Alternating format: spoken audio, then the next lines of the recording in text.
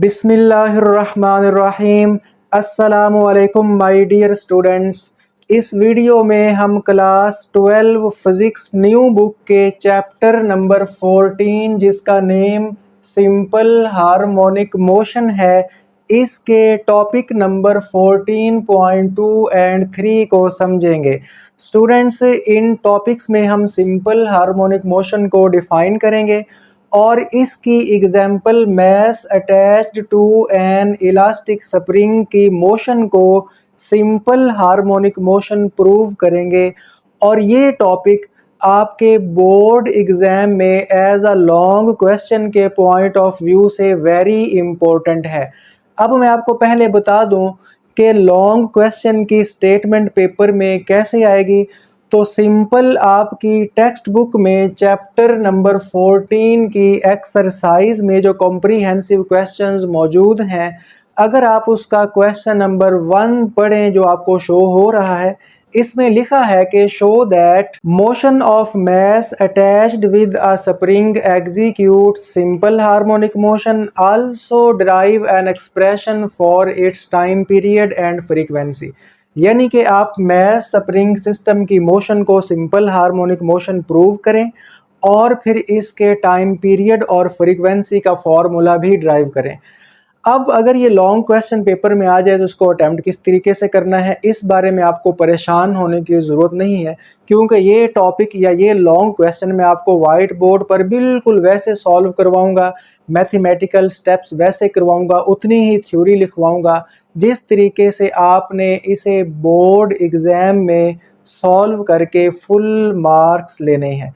तो इसीलिए आपने इस वीडियो को एंड तक ज़रूर देखना है ताकि आप इस टॉपिक को अच्छे से अंडरस्टैंड कर पाएँ, इसका कॉन्सेप्ट क्लियर कर पाएँ। तो आइए स्टूडेंट्स, हम पहले सिंपल हार्मोनिक मोशन को डिफ़ाइन करते हैं, लेकिन हम इसका स्टार्ट करेंगे इस डायग्राम को समझने से, क्योंकि अगर आपको ये डायग्राम की समझ आई तो उसके बाद ही आप सिंपल हार्मोनिक मोशन की डेफिनेशन समझ पाएंगे और यहाँ पे ये जो थ्योरी लिखी है इसको अंडरस्टैंड कर पाएंगे। तो डायग्राम बड़ी सिंपल है। इसके देखें 3 पार्ट्स हैं, पहला, दूसरा, तीसरा। इसमें हमारे पास ये एक स्पोर्ट है और ये एक फ्रिक्शन लेस सरफेस है। इसमें हमने एक स्प्रिंग लिया और स्प्रिंग की एक साइड को हमने यहाँ पे इस सपोर्ट के साथ अटैच कर दिया, यानी कि फिक्स कर दिया, और इस स्प्रिंग की दूसरी एंड पे हमने एक मास m अटैच कर दिया। पहली जो डायग्राम है इसमें ये मास अपनी मेन पोजीशन पे है। जिस पॉइंट पे ऑब्जेक्ट रेस्ट में हो उसको हम मेन पोजीशन का नाम देते हैं। मेन पोजीशन को इक्विलिब्रियम पोजीशन का नाम भी देते हैं और इसे रेस्ट पोजीशन का नाम भी दिया जाता है। अब स्टूडेंट्स, अगर हम इस मास को यहाँ से पकड़ के इसको फोर्स लगा के इसकी एक्सट्रीम पोजीशन पे लेके आए और छोड़ेंगे तो क्या होगा, ये मास अपनी मेन पोजीशन के आगे पीछे यानी टू एंड फ्रो मूव करना स्टार्ट कर देगा और मेन पोजीशन के इर्द गिर्द मोशन को हम वाइब्रेटरी या ऑसिलेटरी मोशन का भी नाम देते हैं। अब समझिएगा हमने क्या किया। सबसे पहले हमने इस मास को यहाँ से डिस्प्लेस करवाया और इस एक्सट्रीम पोजीशन तक लेके आए। तो मेन पोजीशन से ये जहाँ पे ला के हमने इसको छोड़ा है उसे हम एक्सट्रीम पोजीशन का नाम दे रहे हैं। इन दोनों पोजीशन के दरमियान जो डिस्टेंस है उसे हम लेट कीजिए x के साथ रिप्रेजेंट कर लेते हैं और इसके साथ जो मेन पोजीशन है उसको हम O के साथ शो करेंगे, एक्सट्रीम पोजीशन को हम A के साथ, और ये वाली जो एक्सट्रीम पोजीशन है चलें इसको हम B के साथ शो कर लेते हैं। हमने क्या किया, ये जो मास है इसको डिस्टेंस x तक लेके आए, डिस्टेंस x तक लेके आए। अब स्टूडेंट्स आप जानते हैं जैसे हम यहाँ पे ला के इसको रिलीज करेंगे तो क्या होगा, ये मास वापस अपनी मेन पोजीशन की तरफ जाएगा, मेन पोजीशन की तरफ एक्सेलरेट करेगा।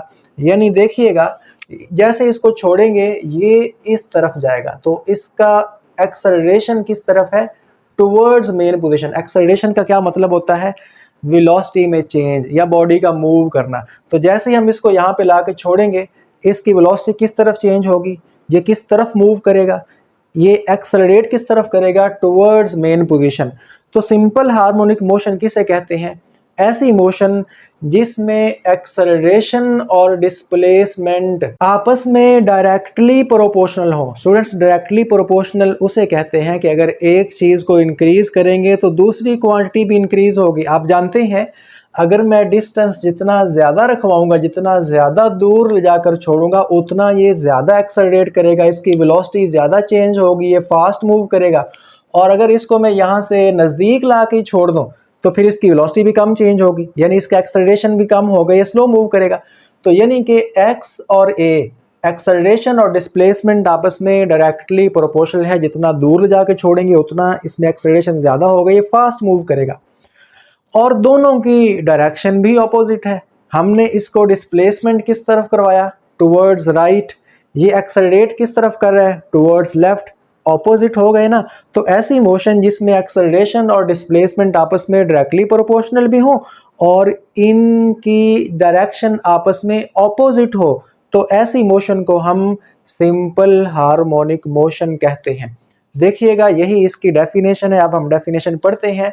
द ऑसिलेटरी मोशन, सबसे पहली बात यह है कि ऑसिलेटरी मोशन है, यानी इसमें बॉडी अपनी मेन पोजीशन के इर्द गिर्द मूव करेगा। तो ऑसिलेटरी मोशन इन विच, ऐसी ऑसिलेटरी मोशन जिसमें acceleration of the body at any instant is directly proportional to displacement from the main position।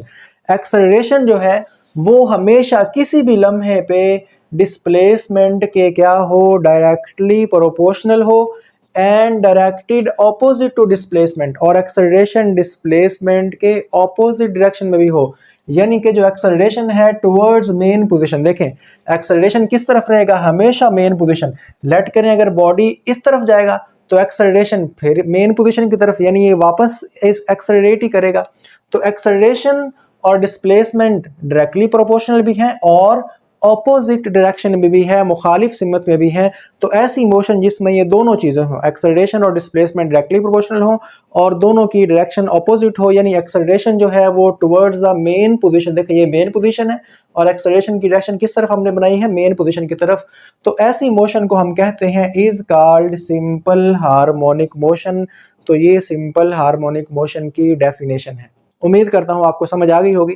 आगे भी हमने इसको मज़ीद डिटेल में आगे पढ़ना है, लेकिन अभी मैंने आपको सिर्फ डेफिनेशन समझाने की कोशिश की फ्रॉम दिस डायग्राम। अब हम इसे मैथमेटिकली लिख लेते हैं। देखिए मैथमेटिकली कैसे लिखेंगे कि एक्सेलरेशन को हम ए के साथ शो करते हैं और डिस्प्लेसमेंट को हमने एक्स के साथ शो किया, दोनों डायरेक्टली प्रोपोर्शनल। डायरेक्टली प्रोपोर्शनल के लिए हम, आप जानते हैं, इस तरीके का साइन यूज़ करते हैं। अब देखें दोनों डायरेक्टली प्रोपोर्शनल तो हैं लेकिन दोनों की डायरेक्शन अपोजिट है। तो जब भी दो चीज़ों की डायरेक्शन अपोजिट हो, चूँकि ये दोनों वेक्टर्स हैं, एक्सेलरेशन भी वेक्टर है, डिस्प्लेसमेंट भी वेक्टर है, और जब भी दो वेक्टर्स की डायरेक्शन अपोजिट हो तो फिर किसी एक के साथ आप नेगेटिव लगाते हैं। तो इसलिए हम यहाँ पे एक्स के साथ लगा देते हैं नेगेटिव। तो ये नेगेटिव शो कर रहा है कि एक्सेलरेशन और डिस्प्लेसमेंट अपोजिट डायरेक्शन में है, जबकि एक्सेलरेशन और डिस्प्लेसमेंट आपस में डायरेक्टली प्रोपोर्शनल भी है। यानी ये जो फार्मूला है, ये जो हमने लिखा है, ये इस स्टेटमेंट को ही शो कर रहा है। सिंपल हार्मोनिक मोशन की कई एग्जांपल्स हैं, जिनमें एक एग्जांपल मैस स्प्रिंग सिस्टम वाली भी है। और अब हमने mass attached to an elastic spring की मोशन को सिंपल हार्मोनिक मोशन प्रूव करना है। स्टूडेंट्स, अगर हमने किसी भी ऑब्जेक्ट की मोशन को सिंपल हार्मोनिक मोशन प्रूव करना हो तो काम बहुत आसान है।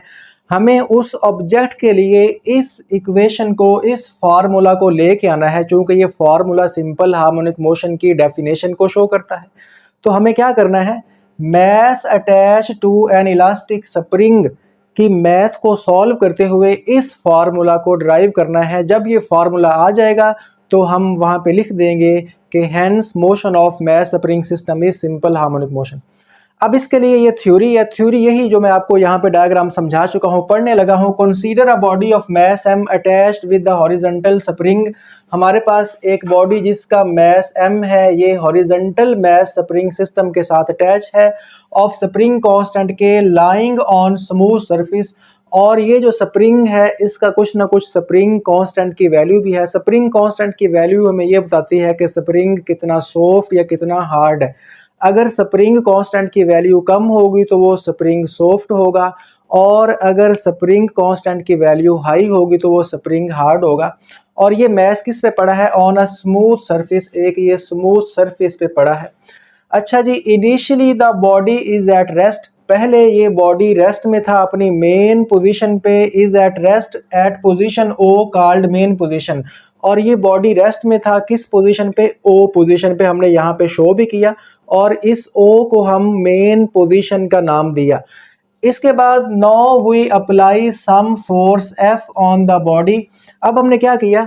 इस बॉडी पे फोर्स लगाई एफ। देखो इसको यहाँ से यहाँ तक लेके गए ना, तो इसको इस तरफ ले जाते हुए हमने फोर्स लगाई। बेसिकली इस फोर्स को नाम देते हैं एक्सटर्नल फोर्स, यानी जो हमने बाहर से फोर्स लगाई on the body and displace the body from O to A through displacement X towards right. और हम इस बॉडी को ओ से ए तक ले गए, किस तरफ? Towards right. कितने डिस्टेंस तक? एक्स डिस्टेंस तक। तो यानी इस मैश को यहाँ से यहाँ तक जो हम लेके आए हैं, इसको हमने यहाँ पे सेंटेंसेस की फॉर्म में लिख दिया। जस्ट 3 सेंटेंस है यहाँ पे, पहला, ये दूसरा और ये तीसरा, सिर्फ 3 सेंटेंस है। और ये थ्योरी आपकी बुक से सेम कॉपी मैंने की है। अब स्टूडेंट्स इसको जैसे ही छोड़ेंगे ये मूव करके अपनी मेन पोजीशन पर जाएगा, लेकिन मेन पोजीशन पे रुक नहीं पाएगा क्योंकि रोकने के लिए फोर्स इनफ नहीं है। बॉडी जब मूव कर रही हो तो मोशन की वजह से बॉडी के पास इनर्शिया होता है, यानी बॉडी मूव करना चाहता है, क्योंकि यहाँ पे रोकने वाली फोर्स नहीं है, तो अपने इनर्शिया की वजह से ये वापस अपनी दूसरी एक्सट्रीम पोजीशन पर जाएगा। फिर इसको वापस एक फोर्स लग रही है जो इसको वापस खींच रही है, उसको बेसिकली हम नाम देते हैं रिस्टोरिंग फोर्स का, उसकी भी हम बात करेंगे। फिर जब ये यहाँ पे जाएगा, इसको जो वापस फोर्स खींच रही है, इसको हम नाम देते हैं रिस्टोरिंग फोर्स का। ठीक है, रिस्टोरिंग फोर्स के लिए मैंने आर लगाया। अच्छा, हुक्स लॉ क्या है? हुक्स लॉ ये है, according to Hooke's law within elastic limit the applied force is directly proportional to the displacement. यानी इलास्टिक लिमिट के अंदर रहना है। इलास्टिक लिमिट क्या है? कि आपने स्प्रिंग को, इस मैश को इतना नहीं खींच देना कि स्प्रिंग परमानेंटली चेंज हो जाए, यानी ऑब्जेक्ट को रिलीज करने से ऑब्जेक्ट वापस अपनी मेन पोजीशन की तरफ जाए, इसको बोलते हैं आप इलास्टिक लिमिट के अंदर है। देखें, अगर हम स्प्रिंग के ऊपर बहुत ज़्यादा फोर्स लगा के इसको बहुत ज़्यादा एक्सटेंड कर दें तो वो परमानेंटली चेंज हो जाता है, तो उसको बोलते हैं प्लास्टिक रीजन। तो हमने इलास्टिक रीजन के अंदर रहना है। The applied force is directly proportional to displacement. भाई सिंपल है, देखें, यानी जो फोर्स हमने अप्लाई की है, चलिए फोर्स मैं लिख देता हूं अप्लाइड। अप्लाइड फोर्स जो है वो किसके डायरेक्टली प्रोपोर्शनल है? डिस्प्लेसमेंट एक्स के। मतलब क्या भाई, जितनी आप फोर्स ज़्यादा लगाएंगे, जो हम लगा रहे हैं इसको खींचने के लिए, उतना हम डिस्प्लेसमेंट ज़्यादा कराएंगे। देखा, अगर मैं कम फोर्स लगाता हूँ तो मैं इसको ज़्यादा दूर नहीं ले जा पाऊंगा, इसका डिस्टेंस भी एक्स जो है वो भी कम होगा। तो जितनी फोर्स ज़्यादा लगाएंगे, जितना इसको ज़्यादा खींचेंगे, उतना ये जो एक्स है मेन पोजीशन से दूर, एक्सट्रीम पोजीशन का डिस्टेंस, वो भी ज़्यादा होगा। अब स्टूडेंट्स आप जानते हैं कि जब भी हम प्रोपोर्शनैलिटी साइन रिमूव करते हैं, इक्वल लगाते हैं, तो कोई ना कोई कांस्टेंट ज़रूर आता है। तो जब मैं यहाँ पे इक्वल लगाऊंगा तो यहाँ पे जो कांस्टेंट है वो उसको हम के साथ शो करेंगे, और यहाँ पे हम लिखेंगे वेयर के इज कांस्टेंट ऑफ प्रोपोर्शनैलिटी, यानी ये प्रोपोर्शनैलिटी कांस्टेंट है, डायरेक्टली प्रोपोर्शनल को खत्म करने से आया है, which is known as spring constant, और इसे हम स्प्रिंग कांस्टेंट कहते हैं। अच्छा, इस लेक्चर के लास्ट में हम स्प्रिंग कांस्टेंट को डिफाइन भी करेंगे, इसका यूनिट, डायमेंशन, या किस चीज़ पे डिपेंड करता है, ये सारी बातें डिस्कस करेंगे। लेकिन लॉन्ग क्वेश्चन में आपने जो लिखना है वो मैं यहाँ पे लिख के दे रहा हूँ। अब स्टूडेंट्स देखें, एक फोर्स वो है जो हम इसको लगा के यहाँ पे लेके आए, लेकिन जैसे छोड़ेंगे एक फोर्स इसे वापस भी खींच रही है, और वो फोर्स जो इसे वापस मेन पोजीशन की तरफ खींच रही है उसे ही हम रिस्टोरिंग फोर्स का नाम देते हैं। दोबारा फिर सुनिएगा, देखें, आपने इसको फोर्स लगा के यहाँ पे लेके आए, लेकिन जैसे ही आप इसको छोड़ेंगे, आप ये देखेंगे ये वापस जा रहा है। अब भाई बॉडी तब मूव करता है जब उस पर कोई फोर्स लगे, तो इसका मतलब इसको टुवर्ड्स मेन पोजीशन कोई फोर्स लग रही है, इसको एक फोर्स है जो मेन पोजीशन की तरफ पुल कर रही है, खींच रही है, उसी को हम रिस्टोरिंग फोर्स का नाम देते हैं। That the force which brings the system back to its mean equilibrium position, वो फोर्स जो बॉडी को वापस इसकी मेन या इक्विलिब्रियम पोजीशन की तरफ वापस खींचती है, इज कॉल्ड रिस्टोरिंग फोर्स, इसे हम रिस्टोरिंग फोर्स कहते हैं। और यहाँ पे अगर मैं आपको बताऊं कि सिंपल देखिएगा, यहाँ पे जो हमारे पास रिस्टोरिंग फोर्स है, देखें एफ आर, मैं इसके साथ आर लगा रहा हूँ, ये इक्वल है माइनस एफ अप्लाइड फोर्स के। भाई कैसे? देखें, दोनों फोर्स एक्शन और रिएक्शन वाली हैं। आपने इसको जो फोर्स अप्लाई करके खींचा वो इस तरफ है, रिस्टोरिंग फोर्स लग रही है उस तरफ। जो आपने फोर्स अप्लाइड, ये फोर्स एक्सटर्नल जो फोर्स हमने अप्लाई की इसको खींच के यहाँ पे लेके आए वो तो इस तरफ है, रिस्टोरिंग फोर्स उसको उस तरफ लग रही है। और जितनी हम इसको फोर्स ज़्यादा लगाएंगे, जितना ज़्यादा खींचेंगे उतना ये ज़्यादा फोर्स के साथ वापस जाएगा। तो मतलब ये एक्शन की फोर्स है जो हमने लगाई, और जो इसको वापस लग रही है मेन पोजीशन की तरफ लग रही है वो है रिएक्शन की फोर्स। तो according to Newton's third law of motion, restoring force यानी रिएक्शन की फोर्स है। किसका रिएक्शन? जो हमने इसको अप्लाई फोर्स करके यहाँ पे लेके आए। तो दोनों फोर्स इक्वल, लेकिन चूंकि न्यूटन थर्ड लॉ ये कहता है एक्शन और रिएक्शन की फोर्स इक्वल तो होती है लेकिन अपोजिट भी होती है। देखिए अब इक्वल है, अपोजिट के लिए हम क्या करते हैं? नेगेटिव साइन लगाते हैं। तो यहाँ पे मैंने नेगेटिव साइन लगा दिया। अब स्टूडेंट्स एक काम करते हैं कि एफ आर यानी restoring force equal to minus F applied. भाई अप्लाइड फोर्स तो के एक्स इक्वल है, तो अप्लाइड फोर्स की वैल्यू क्या है? के एक्स। तो यहाँ पे मैं पुट कर देता हूँ यहाँ पे के एक्स। तो इसको हम इक्वेशन नंबर 1 का नाम देते हैं और ये है रिस्टोरिंग फोर्स का फॉर्मूला। ये इक्वेशन 1 होगी, ठीक है। अब acceleration, the acceleration due to restoring force. अब देखें मैंने बताया था एक्सेलरेशन इस तरफ है जिस तरफ रिस्टोरिंग फोर्स लग रही है। ये फोर्स वो है जो हमने अप्लाई की, ठीक है, जो इसको राइट की तरफ लेके, और जो इसको वापस खींच रही है वो रिस्टोरिंग फोर्स है। तो रिस्टोरिंग फोर्स ही इस बॉडी में एक्सेलरेट करवा रही है, इसकी वेलोसिटी चेंज कर रही है, इसको टुवर्ड्स मेन पोजीशन खींच रही है। तो अब एक्सेलरेशन जो है वो रिस्टोरिंग फोर्स वाला वो इक्वल होगा F is equal to ma, ठीक है। ये सिंपल हो गया। अब हम क्या करते हैं, इसको इक्वेशन नंबर 2 का नाम दे लेते हैं। ये है इक्वेशन नंबर 2। ओके, अब जानते हैं जब भी फोर्स लगेगी तो एक्सेलरेशन भी पैदा होगा। तो इसको जैसे हम छोड़ेंगे, इसको वापस रिस्टोरिंग फोर्स लग रही है जो इसकी वेलोसिटी चेंज करके इसको एक्सेलरेट करवा के वापस ले जा रही है। तो रिस्टोरिंग फोर्स जो है वो इक्वल होगी ma के, चूंकि F equal to ma Newton second law ये कहता है। अब हम क्या करेंगे, दोनों इक्वेशंस को कंपेयर करेंगे। तो इसलिए मैंने लिखा कंपेयरिंग इक्वेशंस 1 एंड 2। ये इक्वेशन 1, ये इक्वेशन 2। स्टूडेंट्स कंपेयर तब करते हैं जब दो इक्वेशंस की एक साइड इक्वल हो। आप देखें इन दोनों इक्वेशंस की जो लेफ्ट साइड है ये वाली, ये इक्वल है, ये भी एफ आर, ये भी एफ आर। तो अगर लेफ्ट साइड के इक्वल है तो राइट साइड इक्वल होगी राइट साइड के। तो हम इस तरह करते हैं, इसकी राइट साइड है M A is equal to, उसकी राइट साइड है माइनस के एक्स। अब इस तरह कीजिए, ए इधर रखिए, माइनस ये m इधर मल्टीप्लाई हो रहा है, इधर आकर डिवाइड हो जाएगा, इधर आकर डिवाइड हो गया, साथ x लिख लें के एक्स। अब स्टूडेंट्स यहाँ पे हम एक बात करेंगे कि ये जो है ना k कांस्टेंट है। k क्या है? ये तो स्प्रिंग कांस्टेंट है, हमने बात भी की। k जो है वो प्रोपोर्शनैलिटी कांस्टेंट है, k इज कांस्टेंट। तो यहाँ पे मैं हिंट देता हूँ कि k भी कांस्टेंट ओवर m जो है इसका मैस भी कांस्टेंट। भाई जब ये मूव करेगा कौन सा इसका मैस कम या ज़्यादा हो जाएगा? मैस उतना ही रहेगा। तो कांस्टेंट ऊपर नीचे भी कांस्टेंट, तो इनकी रेशो भी क्या होगी? कांस्टेंट ही होगी। कांस्टेंट ओवर कांस्टेंट कांस्टेंट ही होता है। और इस कांस्टेंट को मैं आपको बताऊं, इसको ना नाम देते हैं ओमेगा स्क्वायर का, यानी k ओवर m को आप कांस्टेंट भी लिख सकते हो या ओमेगा स्क्वायर भी लिख सकते हो। तो मैं क्या करता हूं, a is equal to minus k over m को चले मैं लिख लेता हूं कांस्टेंट और साथ लगा लेता हूं x। अब स्टूडेंट्स एक काम करेंगे, जितने भी वेक्टर वाले सिंबल है ना उनके ऊपर एरो लगाना ज़रूरी है, क्योंकि हमने पढ़ा हुआ है कि वेक्टर को रिप्रेजेंट करने के लिए हम एरो लगाते हैं। तो देखें जितने भी वेक्टर्स हैं उनके ऊपर एरो लगाना ज़रूरी है, वरना ये मिस्टेक काउंट हो सकती है। मैं आपके सामने लगा रहा हूँ, फोर्स वेक्टर है, डिस्प्लेसमेंट वेक्टर है, एक्सेलरेशन भी क्या है? वेक्टर है। मैस जो है आप जानते हैं वो तो क्या है? वो तो स्केलर है। अब यहाँ पे ये भी समझिएगा, a is directly proportional to minus x. Sir ये क्या किया? देखें ये इसका उल्ट है।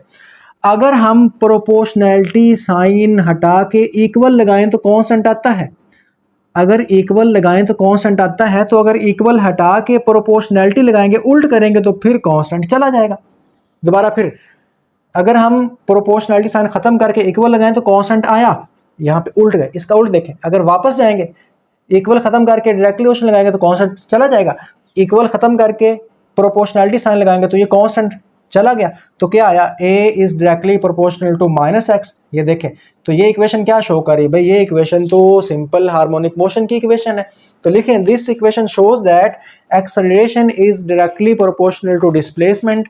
एक्सेलरेशन और डिस्प्लेसमेंट डायरेक्टली प्रोपोर्शनल है, चूंकि माइनस साइन है तो माइनस साइन ये शो कर रहा है कि acceleration always towards the mean position, और चूंकि ये इक्वेशन सिंपल हार्मोनिक मोशन की डेफिनेशन वाली इक्वेशन है तो hence motion of mass attached to an elastic spring is simple harmonic motion. तो प्रूव हो गया कि मास स्प्रिंग सिस्टम की मोशन सिंपल हार्मोनिक मोशन होती है। स्टूडेंट्स यहाँ पे हमने ये प्रूव किया।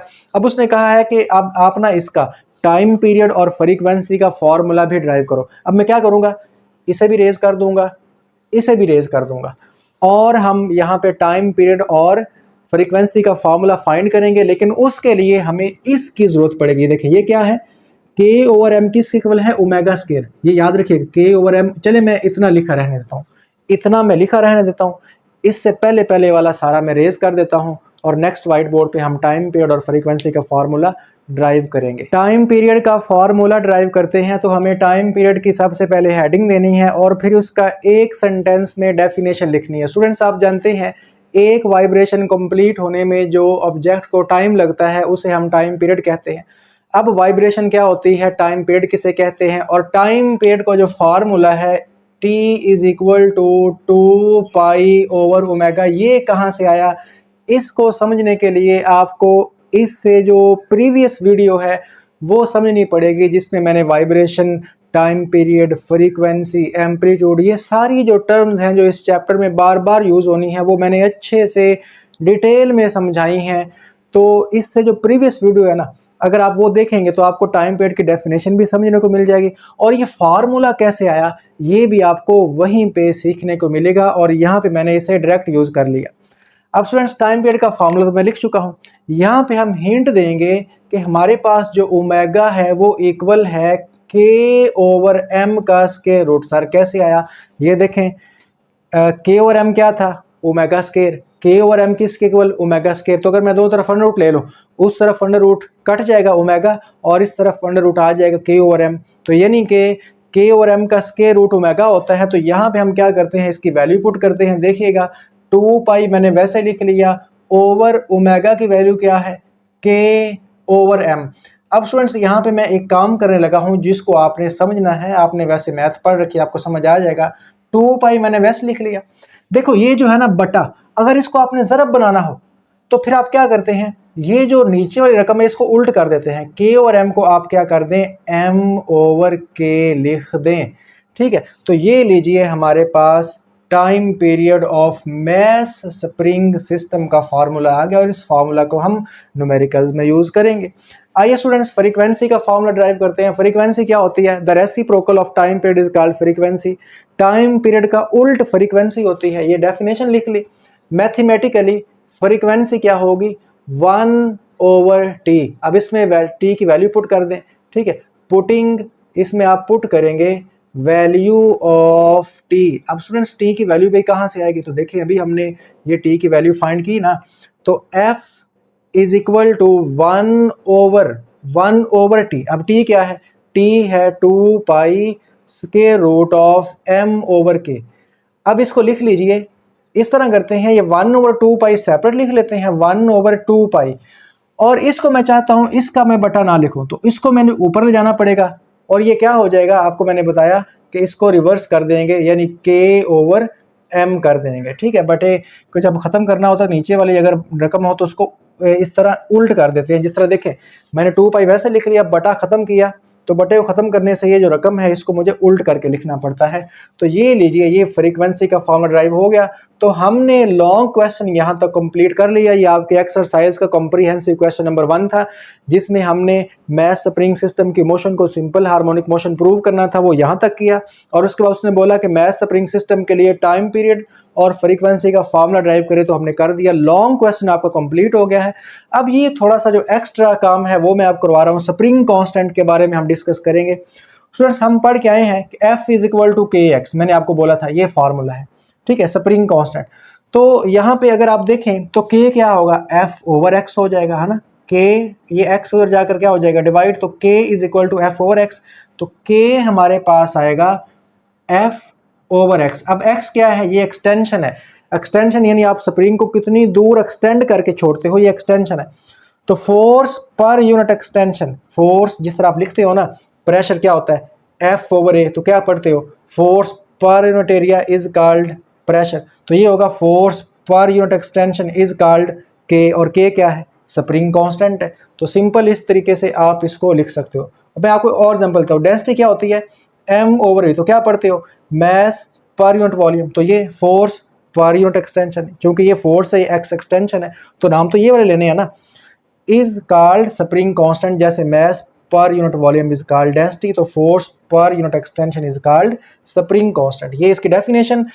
Symbol it is noted by, आप जानते हैं इसको हम कैपिटल K के साथ शो करते हैं स्प्रिंग कांस्टेंट। फार्मूला आपको मैं पहले ही बता चुका हूँ। यूनिट देखिएगा, फोर्स का यूनिट न्यूटन, फोर्स का यूनिट न्यूटन, एक्स जो है वो तो डिस्टेंस है, हम स्प्रिंग को जितनी दूर ले जाके छोड़ रहे हैं, तो डिस्टेंस का मीटर, तो न्यूटन पर मीटर, न्यूटन पर मीटर। अब स्टूडेंट्स न्यूटन होता है kilogram metre per second square, तो ये बनेगा किलोग्राम पर सेकंड स्क्वायर। कैसे देखें, आप जानते हैं F is equal to MA होता है, तो फोर्स का यूनिट न्यूटन इज इक्वल लगाएं मैस का किलोग्राम, एक्सेलरेशन का मीटर पर सेकंड स्क्वायर, यानी कि न्यूटन की जगह पे आप kilogram metre per second square put कर सकते हैं। तो अगर ये देखें, ये न्यूटन पर मीटर है ना, न्यूटन पर मीटर ये है, तो इक्वल होगा न्यूटन क्या होता है kilogram metre per second square, और ये जो पर मीटर है ये वैसे ही लगा लें न्यूटन की वैल्यू। अब ये पर मीटर से मीटर कट गया तो क्या बचा किलोग्राम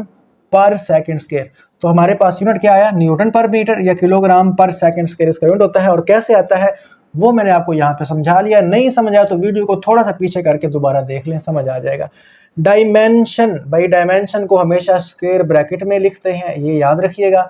किलोग्राम क्या है मैस, तो m यूज करेंगे। डायमेंशन बनानी आपको आती है, किलोग्राम मैस तो उसकी जगह पे m आ जाएगा। सेकंड आप जानते हैं टाइम है, तो इसके लिए हम कैपिटल T यूज करेंगे और पावर -2 वैसे ही लगा दे। डिपेंडेंस की बात करते हैं, the value of spring constant depends upon the material of the spring. Spring किस मटेरियल का है, मटेरियल पे डिपेंड करता है। कुछ मटेरियल सॉफ्ट होते हैं, कुछ मटेरियल्स हार्ड होते हैं। और इसके बाद टेम्परेचर, आप जानते हैं स्टूडेंट्स गर्मियों में टेम्परेचर बढ़ता है तो जो हमारे पास एक्सटेंशन है वो जल्दी हो जाती है, और सर्दियों में टेम्परेचर कम होने की वजह से स्प्रिंग को एक्सटेंड करवाना मुश्किल होता है। एंड लेंथ ऑफ स्प्रिंग, और स्प्रिंग की लेंथ पे भी डिपेंड करता है। स्टूडेंट्स अगर स्प्रिंग सॉफ्ट होगा उसको एक्सटेंड करवाना आसान होगा, तो तब स्प्रिंग कांस्टेंट K की वैल्यू कम होगी। और अगर हमारे पास जो हार्ड स्प्रिंग है वो होगा तो उसको एक्सटेंड करवाना मुश्किल होगा, तो उसके लिए K की वैल्यू ज़्यादा होगी। For soft spring the value of K is low, for hard spring the value of K is high. और इसके बाद देखें, it tells about the stiffness of spring. Spring constant K की वैल्यू हमें बताती है कि स्प्रिंग कितना स्टिफ है। अगर स्प्रिंग कांस्टेंट की वैल्यू कम है वो सॉफ्ट स्प्रिंग होगा और इसकी स्टिफनेस कम होगी। और अगर हमारे पास स्प्रिंग हार्ड है, मोटा स्प्रिंग है, उसकी K की वैल्यू ज़्यादा होगी तो उसकी स्टिफनेस भी ज़्यादा होगी। तो स्टूडेंट्स आप स्प्रिंग कांस्टेंट को भी अच्छे से याद कर लीजिए। इसकी definition, symbol, formula, unit, dimension और इसकी डिपेंडेंस, ये अलग से शॉर्ट क्वेश्चन और MCQs में पूछा जा सकता है। अब इसके साथ ही हमारा ये लेक्चर ख़त्म हुआ। अपना ख्याल रखिए, पढ़ते रहिए, मेहनत करते रहिए, खुश रहिए। अगर कोई भी डाउट हो तो आप कमेंट सेक्शन में पूछ सकते हैं। इसी के साथ ही मुझे इजाज़त दीजिए, मिलते हैं नेक्स्ट वीडियो में। तब तक के लिए अल्लाह हाफिज़।